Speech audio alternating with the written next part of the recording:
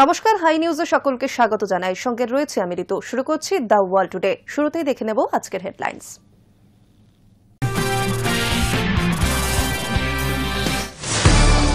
Russia থেকে সস্তায় খনিজ তেল কেনায় বারবার মার্কিন যুক্তরাষ্ট্রের হুমকির মুখে পড়ছে ভারত। যদিও বিশ্লেষকদের দাবি, মস্কোর তরল সোনা বিপুল পরিমাণে নয়াদিল্লির হাতে আসায় বিশ্ববাজারে স্থিতিশীল রয়েছে জ্বালানির দাম।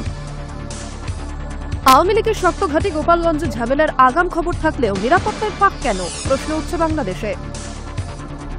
ট্রাম্পের পাক সফর ফেক নিউজ, জানালো হোয়াইট হাউস। ক্ষমা চাওয়ার ঢল পাক মিডিয়ার।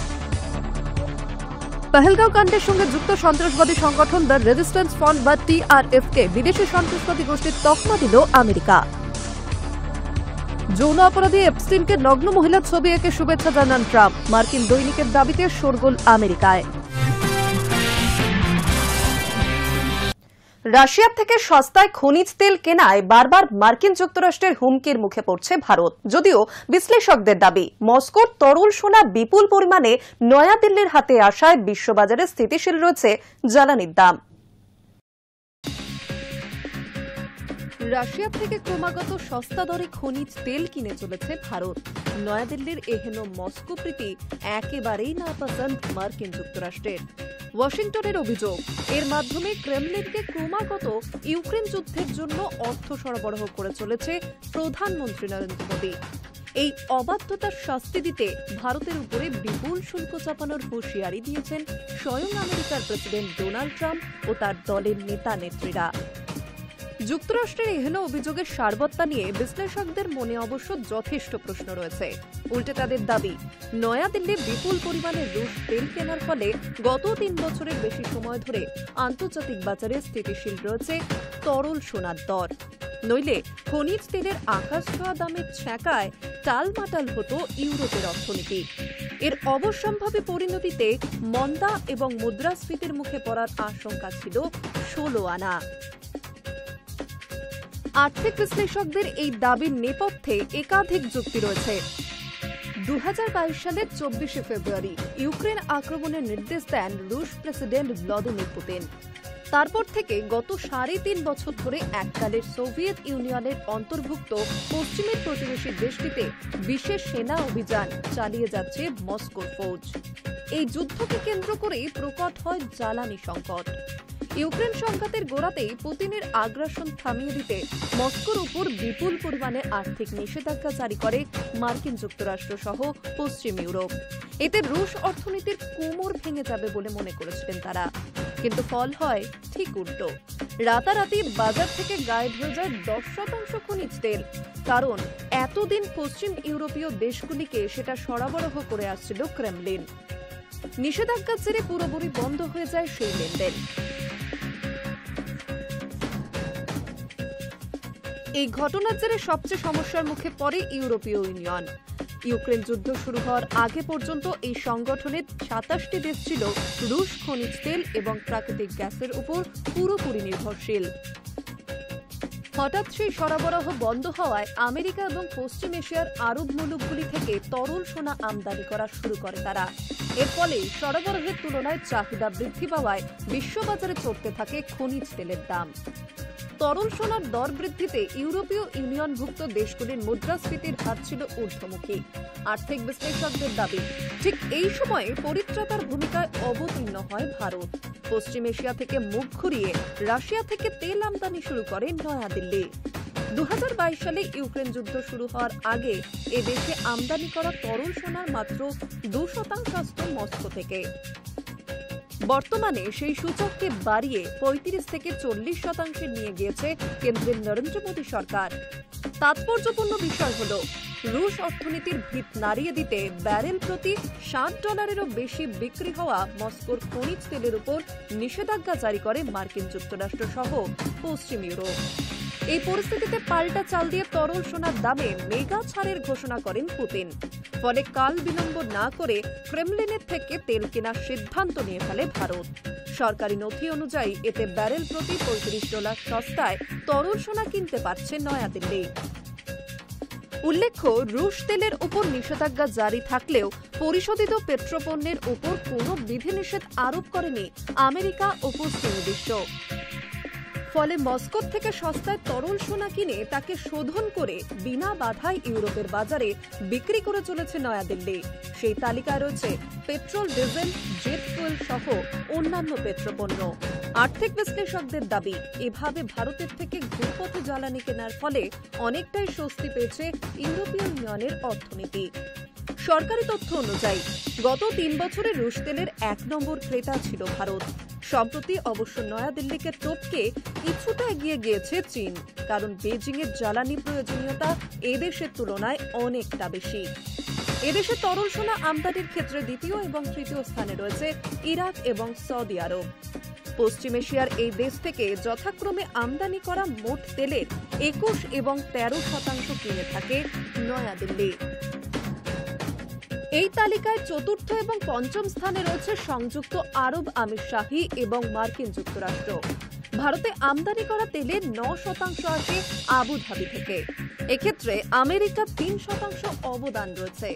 যুক্তরাষ্ট্র অবশ্য চায় রাশিয়ার বদলে তাদের থেকে আরো বেশি তরল সোনা কিনুক ভারত, যদিও নয়াদিল্লি এখনও সে ব্যাপারে তেমন কোনো উৎসাহ দেখায়নি। বিশ্লেষকেরা মনে করেন, রুশ খনিজ তেল নিয়ে বারবার ভারতকে হুমকি দেওয়ার নেপথ্যে এটাই সবচেয়ে বড় কারণ। ইউক্রেন যুদ্ধে নিষেধাজ্ঞাকে কেন্দ্র করে বিমুক্তি লাভের ছক কষেছিল যুক্তরাষ্ট্র।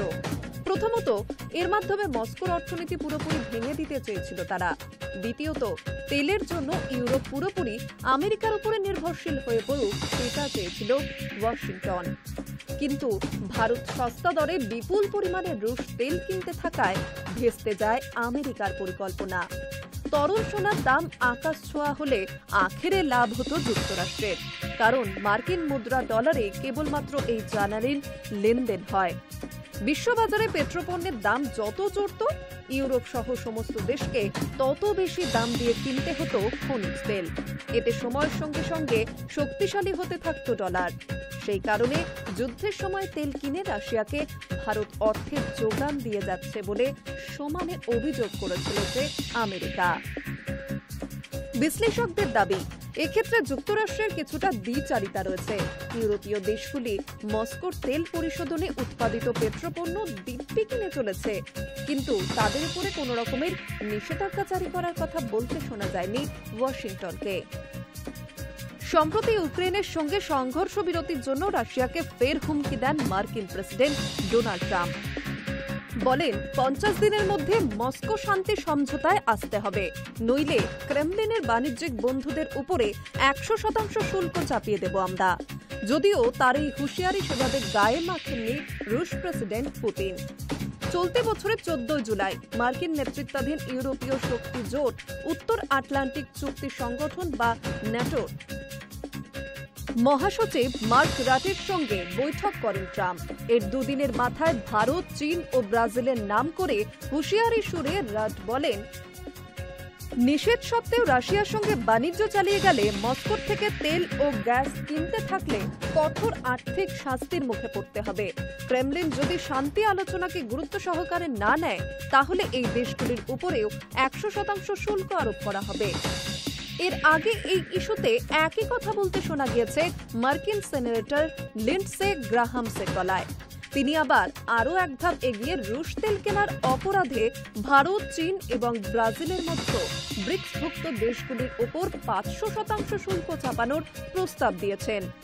এই সংক্রান্ত একটি বিলের ব্যাপারে প্রেসিডেন্ট ট্রাম্প অনুমোদন দিয়েছেন বলেও দাবি করেন তিনি।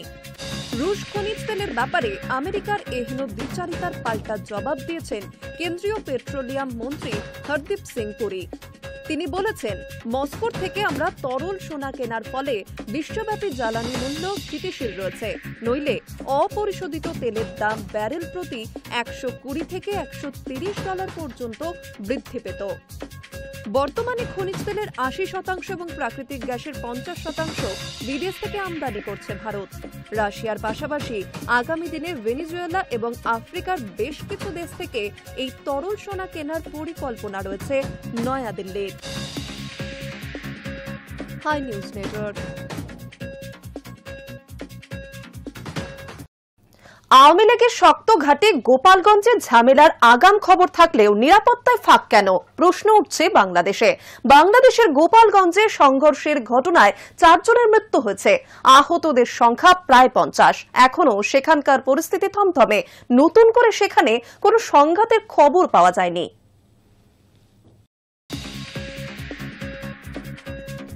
বাংলাদেশের গোপালগঞ্জের সংঘর্ষের ঘটনায় 4 জনের মৃত্যু হয়েছে, আহত সংখ্যা প্রায় 50 জন।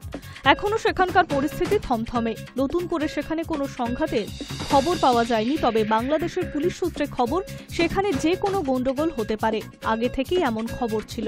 তারপরেও কেন এই পরিস্থিতিতে তারপরেও কেন সেই পরিস্থিতি এড়ানো গেল না, তা নিয়ে প্রশ্ন উঠছে বাংলাদেশে। বাংলাদেশের সংবাদপত্র প্রথম আলোর প্রতিবেদনে বলা হয়েছে, বাংলাদেশের পুলিশ বাহিনী, প্রত্যক্ষদর্শী এবং বাংলাদেশের সাংবাদিকদের কয়েকজনকে উদ্দেশ্য করে বলা হয়েছে, বাংলাদেশের সদ্য প্রতিষ্ঠিত রাজনৈতিক দল এনসিপি গোপালগঞ্জের কর্মসূচি করতে এলে তাদের বাধা দেওয়া হবে স্থির করেছিল আওয়ামী লীগ এবং শেখ হাসিনার দলের ছাত্র সংগঠন ছাত্রলীগের নেতাকর্মীরা। এনসিপি নেতাদের মারধর এবং আটকে রাখারও পরিকল্পনা করা হয়েছিল। তারপরেও দুই পক্ষের সংঘর্ষ ঠেকাতে আইন শৃঙ্খলা রক্ষাকারী বাহিনী কেন ব্যর্থ হয়েছে, তা নিয়ে প্রশ্ন উঠছে। বৃহস্পতিবার ঢাকার বিভাগীয় কমিশনার শরফ উদ্দিন আহমেদ চৌধুরীকে এক প্রশ্নের জবাবে বলেন, আমাদের কাছে তথ্য ছিল কিছু দুষ্কৃতীরা বাইরে থেকে এসেছিল, তারা এখানে গোপালগঞ্জে অবস্থানও করেছে, এমন গোয়েন্দা তথ্য রয়েছে, আমরা তাদের শনাক্ত করার চেষ্টা করছি। প্রথম আলোর প্রতিবেদনে প্রত্যক্ষদর্শী ও পুলিশ কর্মীরা জানিয়েছে, গোপালগঞ্জের জেলার নাম বদলে দেওয়া হবে বলে গুজবও ছড়িয়ে পড়ে। তারপরে আরও উত্তেজিত হয়ে ওঠে আওয়ামী লীগের কর্মী সমর্থকেরা। বাংলাদেশের রাজনৈতিক বিশ্লেষকদের উদ্দেশ্য করে প্রথম আলো জানিয়েছে, গোপালগঞ্জে যে ঝামেলা হতে পারে তা বুঝতে গেলে গোয়েন্দা তথ্যের প্রয়োজন পড়ে, কারণ মুজিবরের জেলা গোপালগঞ্জের আওয়ামী লীগ বরাবরই শক্তিশালী। হাসিনার সরকার পতনের পর দলের নেতা কর্মীরা যখন দেশের নানা প্রান্ত থেকে পালাচ্ছেন, সেই সময়ে গোপালগঞ্জের সেনাবাহিনীর উপর হামলা করেছিল তাদের কয়েকজন। তাই পুলিশের একাংশ মনে করছে, গোপালগঞ্জ নিয়ে আরও সতর্ক হওয়া উচিত ছিল। এনসিপি গোপালগঞ্জে জুলাই পদযাত্রার আয়োজন করেছিল, তাকে কেন্দ্র করে অশান্তি ছড়ায়। দিনভর দফায় দফায় অগ্নিগর্ভ হয়ে ওঠে গোপালগঞ্জের পরিস্থিতি। হামলা, ভাঙচুর থেকে শুরু করে অগ্নিসংযোগের মতো ঘটনা ঘটে, গুলিও চলে বেশ কয়েক রাউন্ড। গোপালগঞ্জের ঘটনায় ইতিমধ্যেই 25 জনকে গ্রেফতার করেছে বাংলাদেশি পুলিশ। হামলাকারীদের সঙ্গে সংঘর্ষে তাদেরকে অনেকেই আহত হয়েছে। এনসিপির অভিযোগ, হাসিনার আওয়ামী লীগ এবং নিষিদ্ধ ছাত্রলীগের সদস্যরা এই অশান্তি করেছেন, তাদের পদযাত্রায় হামলা চালানো হয়েছে। একটি অডিও বার্তায় হাসিনা পাল্টা বলেন, গোপালগঞ্জে এনসিপি গন্ডগোল করেছে, 15 জনকে গুলিও লেগেছে, 7 জন নিহত হয়েছে। কেউ কেউ বলছে মৃত্যুর সংখ্যা আরও বেশি। প্রতিবাদ এবং প্রতিরোধ গড়ে তোলার জন্য দেশের সব মানুষের কাছে আহ্বান জানান হাসিনা। High News network. ট্রাম্পের পাক সফর ফেক নিউজ, জানালো হোয়াইট হাউস। ক্ষমা চাওয়ার ঢল পাক মিডিয়ার, শুধু সফরের ঘোষণায় নয়, সফরসূচিও প্রকাশ করে ফেলে কোনো মিডিয়া। মজার বিষয় হলো, গতকাল থেকে পাক মিডিয়া ক্ষমা চাওয়ার ঢল নেমেছে। মার্কিন যুক্তরাষ্ট্র, সে দেশের প্রেসিডেন্ট ডোনাল্ড ট্রাম্পের সঙ্গে তাদের অন্তরঙ্গ কূটনৈতিক সম্পর্ক রয়েছে, বারে বারে দাবি করে থাকে পাকিস্তান। পহেলগাঁও হত্যাকাণ্ডের পর ইসলামাবাদ বিশ্বব্যাপী প্রচার করছে, ওই ঘটনায় মার্কিন প্রতিক্রিয়ায় পাকিস্তানকে দোষারোপ করা হয়নি।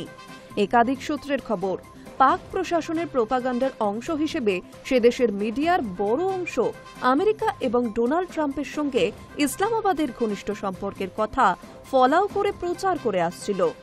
চলতি সপ্তাহে তেমন একটি খবর ছিল, সেপ্টেম্বরে ইসলামাবাদ সফর করবেন ট্রাম্প।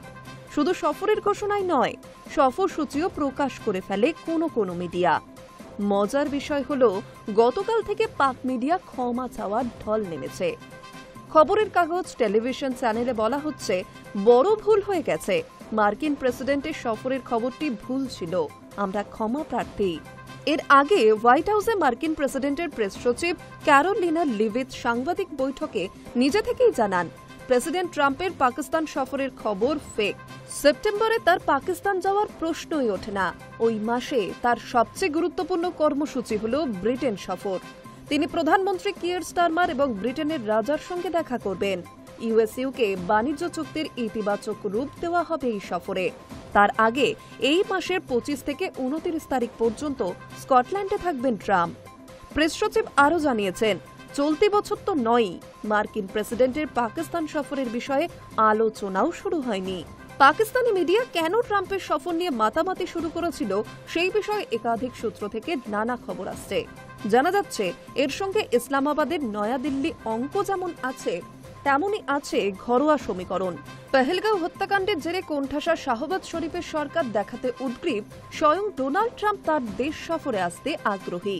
শাহবাজ সম্প্রতি ওয়াশিংটনে পাক দূতাবাস মারফত ট্রাম্পকে ইসলামাবাদ সফরে আসার আমন্ত্রণপত্র পাঠিয়েছেন। অন্যদিকে ঘরোয়া সমীকরণ হল সেনাপ্রধান আসিম মুনির। দেশে একটি নির্বাচিত সরকার থাকা সত্ত্বেও মার্কিন প্রেসিডেন্ট ট্রাম্প মুনিরকে হোয়াইট হাউসে ডেকে ইরান ইসরায়েল সংঘাত নিয়ে কথা বলেছেন, তাকে লাঞ্চও খাইয়েছেন। প্রকাশ্যে এ নিয়ে প্রতিক্রিয়া না দিলেও যে কোনো সরকারের কাছে এটা অবমাননাকর বলেই মনে করা হচ্ছে। মার্কিন সফর শেষে দেশে ফিরে মুনিরকে নিয়ে জল্পনা তুঙ্গে উঠেছে। প্রচার আছে, সেনাপ্রধানের পদ থেকে অবসরের পর তিনি হবেন রাষ্ট্রপতি। বর্তমান রাষ্ট্রপতি আসিফ আলী জারদারি পিপিপি নেতা বিলাওয়াল ভুট্টোর পিতা এবং সাবেক প্রধানমন্ত্রী প্রয়াত বেনজির ভুট্টোর স্বামী। স্বভাবতই জারদারিকে মুখের কথায় সরিয়ে দেওয়াও সহজ নয়। High News network.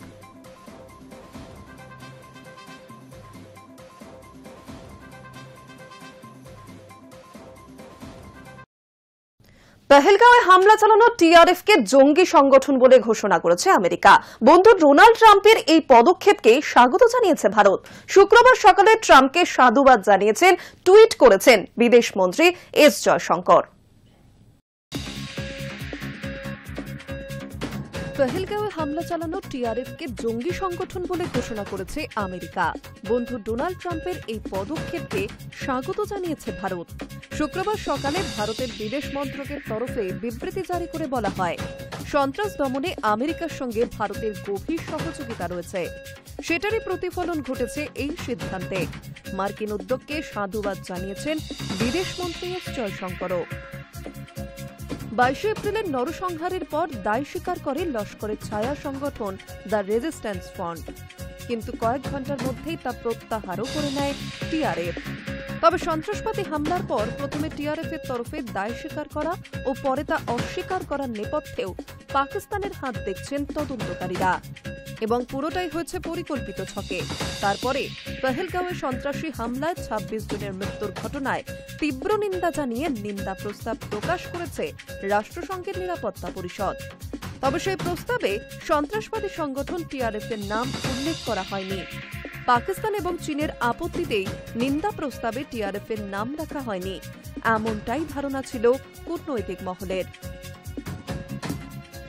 তবে পাকিস্তানের শত প্রতিরোধ সত্ত্বেও এবার আন্তর্জাতিক সন্ত্রাসবাদীর তালিকায় ঢুকে পড়ল টিআরএফ।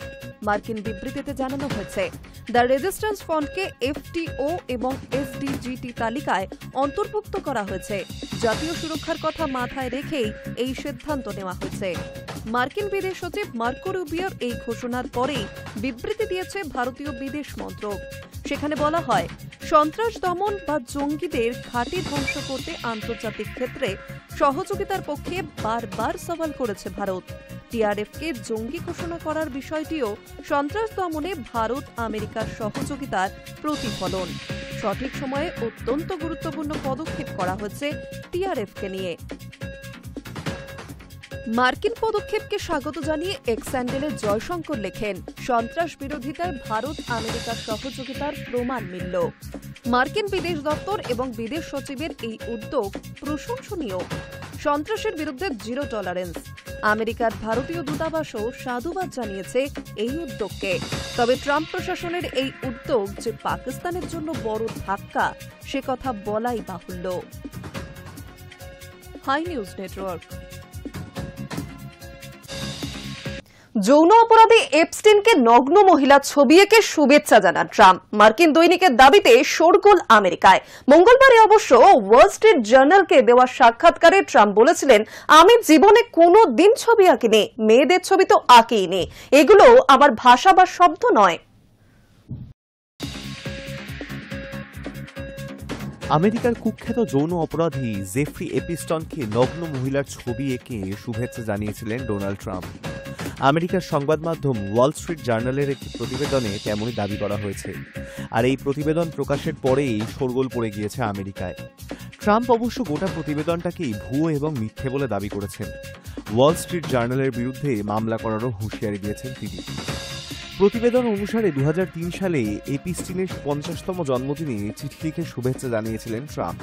চিঠিতে টাইপরাইটারের মাধ্যমে লেখা শুভেচ্ছা বার্তায় বলা হয়েছিল, শুভ জন্মদিন, তোমার প্রতিটা দিন যেন ভিন্ন অথচ দুর্দান্তভাবে গোপন হয়ে ওঠে। প্রতিবেদনে বলা হয়েছে, চিঠিতে এক নগ্ন মহিলার ছবি এঁকেছিলেন ট্রাম্প। নিচে কেবল ডোনাল্ড শব্দটি লিখে স্বাক্ষর করেছিলেন তিনি। মঙ্গলবারই অবশ্য ওয়াল স্ট্রিট জার্নালকে দেওয়া সাক্ষাৎকারে ট্রাম্প বলেছিলেন, আমি জীবনে কোনোদিনও ছবি আঁকিনি, মেয়েদের ছবি তো আঁকিনি, এগুলো আমার ভাষা বা শব্দ নয়। প্রতিবেদন প্রকাশের পর অবশ্য আরও আগ্রাসী ভঙ্গিতে ওই সংবাদ মাধ্যমকে নিশানা করেন ট্রাম্প। জানান, ওয়াল স্ট্রিট জার্নাল এবং তার মালিক রুপার্ট মার্ডকের বিরুদ্ধে তিনি মামলা ঠুকবেন। বিষয়টি নিয়ে সরব হয়েছেন মার্কিন ভাইস প্রেসিডেন্ট জেডি ভান্সও। তিনিও পুরো বিষয়টি আজগুবি বলে উড়িয়ে দিয়েছেন। এপিস্টিনের সঙ্গে ঘনিষ্ঠতার অভিযোগে একজনের বিরুদ্ধে মানহানির মামলা ঠুকেছিলেন ভার্জিনিয়া জিফ্রে নামের এক মহিলা। মামলা নথিতে এপিস্টিন ঘনিষ্ঠদের যাবতীয় তথ্য তুলে ধরা হয়েছিল। ইতিমধ্যে একাধিকবার কানাঘুষো শোনা গিয়েছে ওই ফাইলে নাম রয়েছে বিল ক্লিন্টন থেকে ডোনাল্ড ট্রাম্প, স্টিফেন হকিং থেকে মাইকেল জ্যাকসন সহ বিশ্বের তাবর তাবর মানুষদের। এপিস্টিনের নথি অনুযায়ী এরা প্রত্যেকেই তার পৃষ্ঠপোষকতায় যৌনাচারে যুক্ত ছিলেন। এও শোনা যায় এপিস্টিনের বিলাসবহুল বিমান লোলিটা এক্সপ্রেসে চেপে বেশ কয়েকবার বিভিন্ন দেশে গিয়েছিলেন ট্রাম্প। চলতি বছরের গোড়ায় ওই ফাইলের একাংশ প্রকাশ্যে আনা হয়, কিন্তু সম্পূর্ণ ফাইল প্রকাশ্যে আনা হয়নি। 2008 সালে এপিস্টিনের বিরুদ্ধে নাবালিকা ধর্ষণ ও নিগ্রহের অভিযোগে মামলা দায়ের হয়। 2019 সালের অগাস্টে গ্রেপ্তারির মাসখানেকের মাথায় জেলেই আত্মহত্যা করেন তিনি। High News Network. Venous insufficiency রোগে আক্রান্ত প্রেসিডেন্ট ট্রাম্প, গুরুতর কিছু নয়, জানালো হোয়াইট হাউস। পায়ের নিচের অংশে ফোলাভাব দেখা দেওয়ার পর পরীক্ষা করানো হয়। সেই পরীক্ষায় ট্রাম্পের ওই সমস্যা দেখা দিয়েছে বলে নিশ্চিত হন চিকিৎসকেরা। মার্কিন প্রেসিডেন্ট ডোনাল্ড ট্রাম্পের ক্রনিক ভেনাস ইনসাফিসিয়েন্সি নামের একটি শিরা সংক্রান্ত সমস্যা ধরা পড়েছে বলে বৃহস্পতিবার জানিয়েছে হোয়াইট হাউস। পায়ের নিচের অংশে এক ধরনের ফোলাভাব দেখা দেওয়ার পর চিকিৎসকের পরামর্শে পরীক্ষা করানো হয়। সেই পরীক্ষায় ট্রাম্পের শরীরে ওই সমস্যা দেখা দিয়েছে বলে নিশ্চিত হন চিকিৎসকরা। প্রেসিডেন্টের চিকিৎসকের চিঠি উদ্ধৃত করে হোয়াইট হাউসের সচিব লেভিট প্রেস ব্রিফিংয়ে বলেন, আল্ট্রাসাউন্ডে দেখা গিয়েছে প্রেসিডেন্ট ট্রাম্পের পায়ের শিরাগুলি স্বাভাবিকভাবে রক্ত সঞ্চালন করতে পারছে না। 70 বছরের বেশি বয়সীদের মধ্যে এটা খুব সাধারণ একটি অবস্থা। লেভিট জানান, ট্রাম্পের শরীরে ডিপ ভেন থ্রম্বোসিস, ধমনীজনিত কোনো সমস্যা, হার্ট ফেলিওর, কিডনির সমস্যা বা অন্য কোনো সিস্টেম্যাটিক রোগের কোনো প্রমাণ মেলেনি। চিকিৎসকের ভাষায়, শিরার এই সমস্যা থাকলেও প্রেসিডেন্ট কোনো রকম শারীরিক অস্বস্তি অনুভব করছেন না। ন্যাশনাল লাইব্রেরি অফ হেলথ পরিচালিত মেডলাইন প্লাস ওয়েবসাইট অনুযায়ী, ভেনাস ইনসাফিসিয়েন্সি এমন একটি শারীরিক অবস্থা যেখানে শিরাগুলি পায়ের দিক থেকে হৃৎপিণ্ডে রক্ত ফেরত পাঠাতে সমস্যায় পড়ে। এই রোগ সময়ের সঙ্গে ধীরে ধীরে বাড়তে পারে, তবে প্রাথমিক পর্যায়ে চিকিৎসা শুরু হলে তার নিয়ন্ত্রণে রাখা সম্ভব। লেভিট আরও জানান, ট্রাম্পের হাতের পিছনে কিছুটা ক্ষত বা কালশিটের দাগ দেখা গিয়েছে, তবে সেটিও গুরুতর কিছু নয়। তার কথায়, প্রেসিডেন্ট নিয়মিত হাত মেলান আর হৃদরোগ প্রতিরোধে তিনি অ্যাসপিরিন খাচ্ছেন। এর জেরে সফট টিস্যুতে সামান্য ইনফ্লেমেশন দেখা দেওয়াটাই স্বাভাবিক। High News Network. এখন এই পর্যন্তই দ্য ওয়ার্ল্ড টুডে। পরবর্তী অন্যান্য খবরের জন্য নজর রাখুন হাই নিউজে। নির্ভীক, নিরপেক্ষ।